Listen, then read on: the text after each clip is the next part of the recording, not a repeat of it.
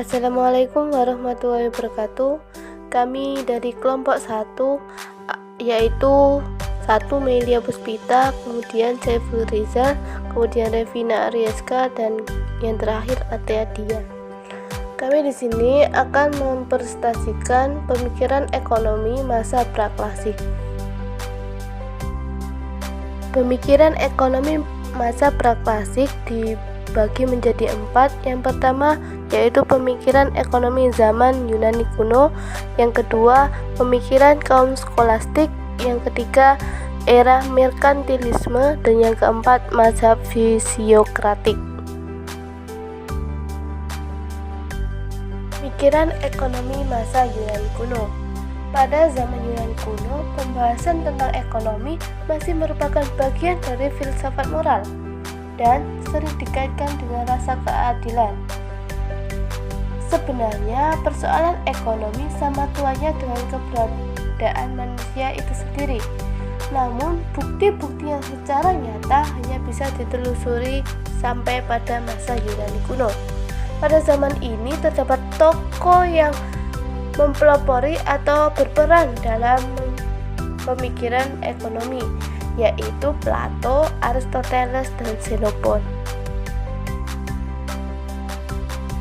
Gagasan Plato tentang ekonomi timbul dari pemikirannya mengenai keadilan dalam sebuah negara ideal. Menurutnya, dalam sebuah negara ideal, kemajuan tergantung pada pembagian kerja yang dimaksudkan untuk pembangunan kualitas kemanusiaan. Oleh karena itu, Plato membagi 3 golongan dalam masyarakat.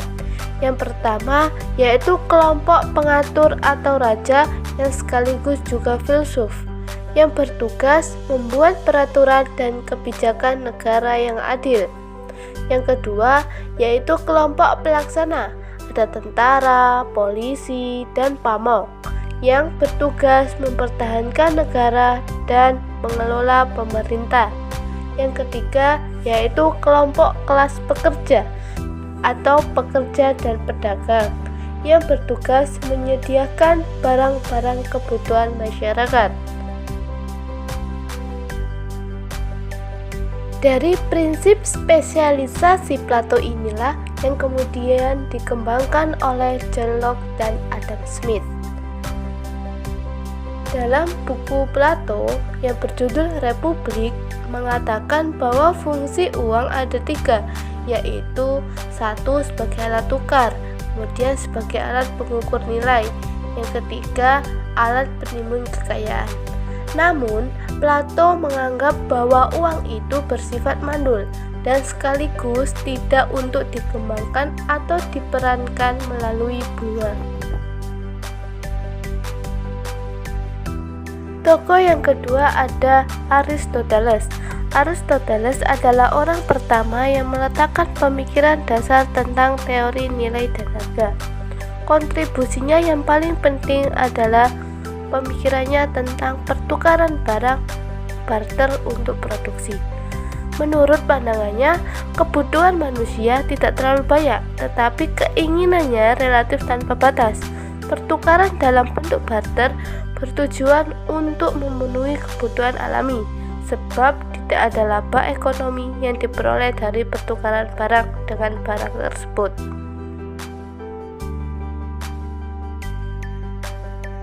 Menurut Aristoteles, proses ekonomi dibedakan menjadi 2. 1 yaitu kegunaan oe ekonomik, dan yang kedua keuntungan krematistik. Oe ekonomik yaitu seni manajemen rumah tangga, administrasi dari warisan seseorang, aspektif hati-hati sumber daya.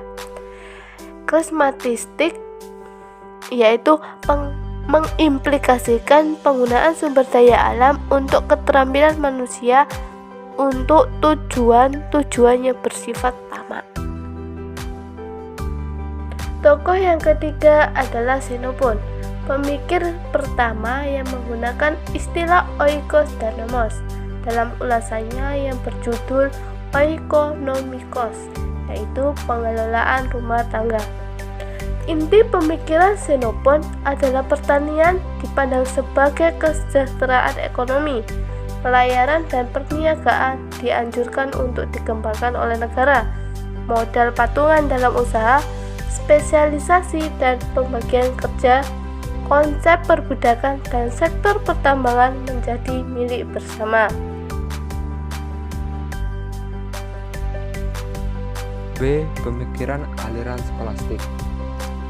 Asumsi yang digunakan oleh pemikiran aliran skolastik adalah kepentingan ekonomi merupakan subordinat dari pengorbanan dan perilaku ekonomi, merupakan salah satu aspek pribadi yang terkait dengan aturan-aturan moralitas. Salah satu pemikiran aliran skolastik yang populer adalah tentang harga yang adil dan pantas, yaitu harga yang sama besarnya dengan biaya-biaya dan tenaga yang dikorbankan untuk mencapai suatu barang. Aliran skolastik memiliki dua tokoh yang dominan kontribusi terhadap perkembangan ilmu ekonomi. Yang pertama, St. Albertus Magnus, dan yang kedua, St. Thomas Aquinas. St. Albertus Magnus, atau yang sering dipanggil dengan Magnus, salah seorang dari bujangga gereja filsuf dan agamawan berkebangsaan Jerman. Salah satu pemikiran yang paling terkenal adalah menyangkut harga yang adil dan pantas.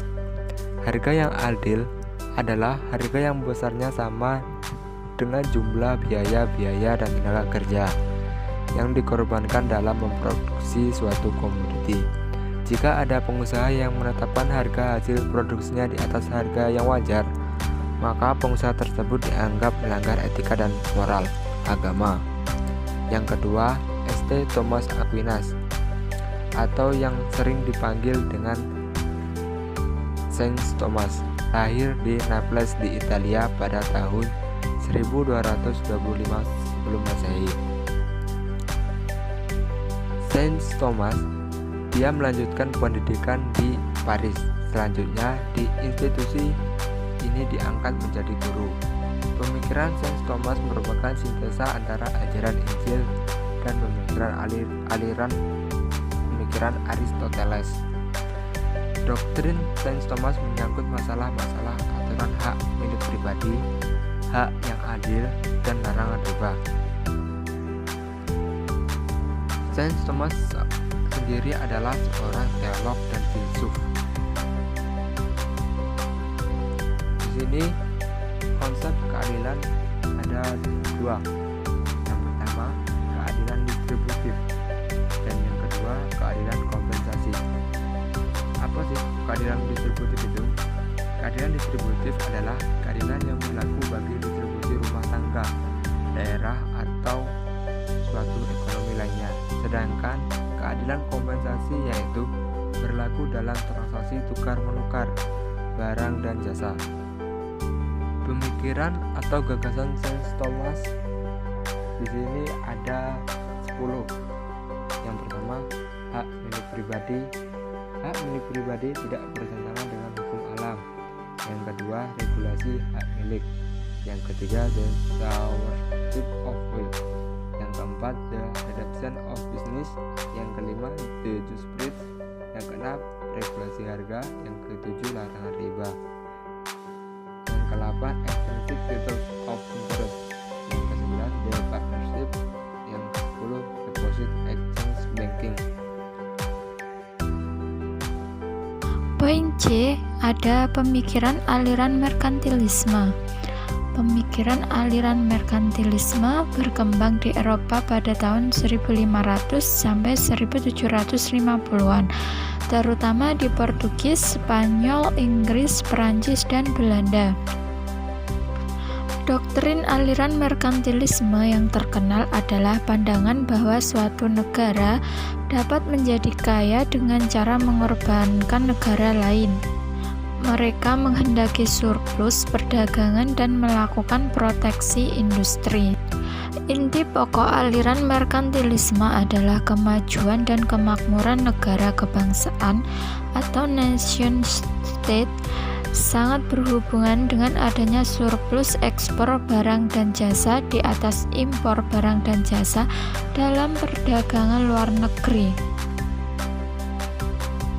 Kemudian, aliran merkantilisme memiliki dalil-dalil yang sangat populer, antara lain: 1.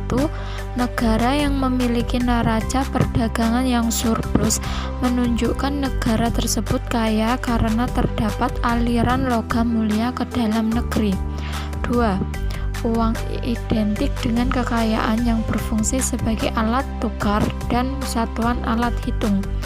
3. Menganjurkan agar pemerintah melakukan intervensi dalam kehidupan ekonomi guna untuk mewujudkan kesejahteraan rakyat. Yang keempat, masa bodoh dengan negara lain yang penting negara sendiri menjadi makmur. Tokoh-tokoh pemikir aliran merkantilisme yang pertama ada Jean Bodin. Dalam karyanya yang berjudul Response aux Paradoxes d'M.D. Malestroit 1568, dia menguraikan sebuah teori tentang uang dan harga. Menurutnya, kenaikan harga disebabkan oleh 5 faktor sebagai berikut. Yang pertama, bertambahnya logam mulia, terdiri dari emas dan perak. 2. Praktik monopoli yang dilakukan oleh pihak swasta dan negara. 3. Jumlah barang di dalam negeri lebih sedikit karena sebagian besar diekspor ke negara lain. 4. Pola hidup yang amat mewah di kalangan raja dan bangsawan. 5. Menurunnya nilai mata uang logam karena isi atau karat yang terkandung di dalamnya dipermainkan. Dari 5 faktor tersebut, bertambahnya persediaan emas dan perak merupakan faktor penting yang memicu kenaikan harga-harga umum atau inflasi. Tokoh yang kedua yaitu Thomas Mun. Thomas Mun banyak menulis tentang perdagangan luar negeri dan perkembangan kurs mata uang dalam perdagangan internasional.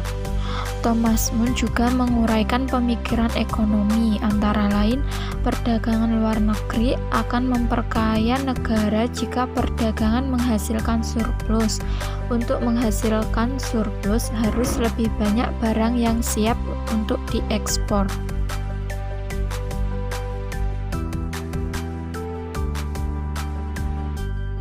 Yang selanjutnya yaitu mazhab fisiokratis. Pemikir ekonomi aliran fisiokratis berpandangan bahwa sumber kekayaan negara dan masyarakat adalah kekayaan alam. Pemikir aliran ini percaya bahwa alam diciptakan oleh Tuhan dengan penuh keseimbangan dan keharmonisan yang bersifat kosmopolit. Atas dasar itulah, maka manusia diberikan kebebasan untuk melaksanakan apa yang terbaik bagi dirinya masing-masing. Dalam mazhab fisiokratis, terdapat beberapa tokoh yang dominan kontribusinya terhadap perkembangan pemikiran ekonomi. Yang pertama ada Francois Huysmans. Huysmans lahir pada tahun 1694 di desa Merir sekitar 15 mil sebelah barat Versailles, Perancis. Ia merupakan putra dari seorang pengacara. Huysmans kehilangan ayah semenjak masih kecil. Meskipun begitu, Huysmans merupakan anak yang jenius dan menerima lisensi izin praktek dokter di usia 16 tahun. Dia melanjutkan pendidikan kedokteran di Paris dan mendapatkan master kesehatan pada umur 24 tahun. Di usia 55 tahun, Huysmans mulai tertarik dengan ekonomi dan matematika. Ia banyak menulis artikel dalam ensiklopedia Diderot. Tulisan-tulisan inilah kemudian membuat ia terkenal dan memperoleh banyak pengikut. Para pengikutnya menamakan dirinya sebagai aliran fisiokrat atau yang berarti hukum alam. Dalam bahasa Inggrisnya, Rule of Nature. Huysmans dikenal sebagai pendiri aliran fisiokrat. Dia merupakan teman diskusi Adam Smith ketika ia tinggal di Perancis dalam tutor bagi anak bangsawan Inggris. Semua artikelnya menganalisis proses ekonomi sebagai siklus aliran uang, barang, dan manusia dari satu sektor ekonomi ke sektor lainnya yang mempunyai aliran darah dalam tubuh manusia. Dalam bukunya yang berjudul The Blue Economy View, Husney berasumsi bahwa ekonomi dapat dikelompokkan ke dalam 3 kelas.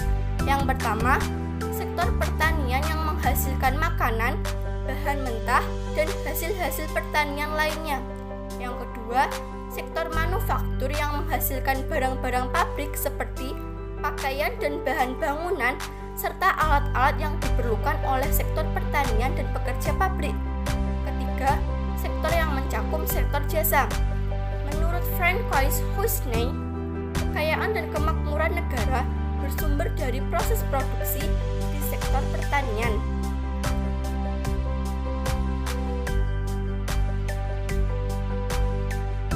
Tokoh yang selanjutnya yaitu Sir William Petty.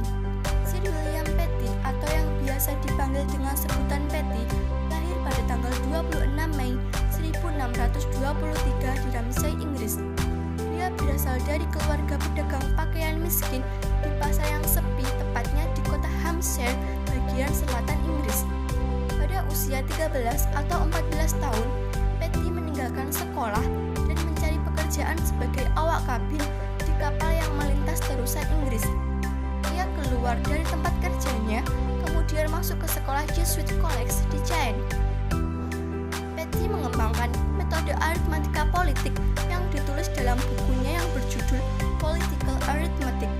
Metode ini digunakan untuk meneliti gejala ekonomi di Royal Society. Berbeda dengan pemikiran merkantilis lainnya, Petty mendukung surplus perdagangan untuk meningkatkan perdagangan ketimbang untuk mengumpulkan kekayaan. Selain itu, ia mengakui sejumlah manfaat dari perdagangan bebas. Petty merupakan orang yang paling penting dan membuatnya sangat berkontribusi di abad ke-17. Kontribusinya diantaranya, yang pertama, ia telah mengembangkan studi keuangan publik atau public finance. Yang kedua, ia menerangkan dan mendefinisikan gagasan surplus dan sewa tanah berdasarkan konsep surplus. Yang ketiga, penggunaan angka dan data untuk memahami dan menjelaskan bagaimana ekonomi dunia yang nyata bekerja. Untuk alasan itulah, ia mengembangkan statistik ekonomi. Dan yang keempat, ia membuat model aritmatika politik dan berusaha menggunakannya untuk memahami ekonomi Inggris. Tokoh yang terakhir yaitu John Locke. John Locke yang akrab dengan panggilan Locke lahir di Somerset, Inggris pada tahun 1632. Ia berasal dari keluarga kaya yang moderat. Ayahnya merupakan seorang pengacara dan pemilik tanah yang sangat luas. Ia merupakan orang yang sangat pandai di Westminster.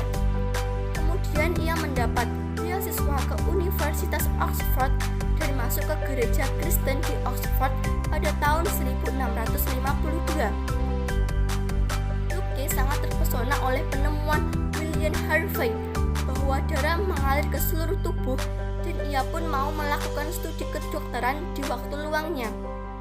Locke memberikan 5 kontribusi terhadap perkembangan ilmu ekonomi, 3 buah bersifat filosofis dan 2 bersifat ekonomi. Ia memberikan justifikasi untuk kepemilikan pribadi dan negara. Sumbangan Locke untuk perkembangan ilmu ekonomi lainnya adalah teori yang berkaitan dengan uang dan bunga.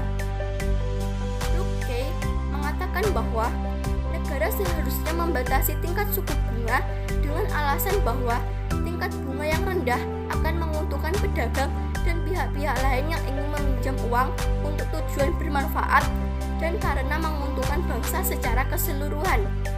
Sumbangan Locke di bidang filsafat adalah justifikasinya bagi hak individu atas milik pribadi. Demikianlah tadi presentasi dari kelompok kami. Semoga bermanfaat. Terima kasih. Wassalamualaikum warahmatullahi wabarakatuh.